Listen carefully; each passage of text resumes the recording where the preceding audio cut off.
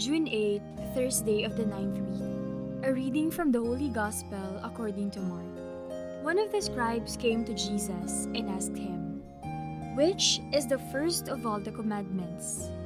Jesus replied, "The first is this: Hear, O Israel, the Lord our God is Lord alone. You shall love the Lord your God with all your heart, with all your soul, with all your mind, and with all your strength. The second is this: you shall love your neighbor as yourself. There is no other commandment greater than these." The scribe said to him, "Well said, teacher. You are right in saying, He is one and there is no other than He, and to love Him with all your heart, with all your understanding, with all your strength, and to love your neighbor as yourself is worth more than all burnt offerings and sacrifices." And when Jesus saw that he answered with understanding, he said to him, "You are not far from the kingdom of God." And no one dared to ask him any more questions. The Gospel of the Lord. The first of all the commandments.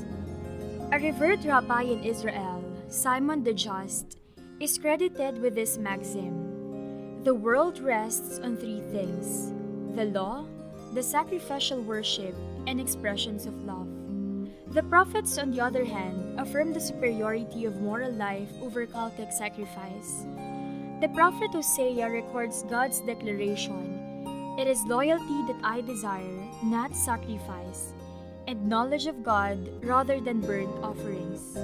In the Gospel, a scribe asks Jesus which is the first, the most important of the commandments. The scholars of the law have found 613 commands in scriptures.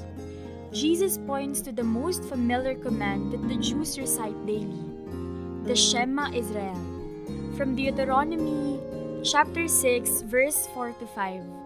He adds to it the command focused on the neighbor from Leviticus chapter 19, verse 18. The commandment of love touches on our relationship with God and our neighbor.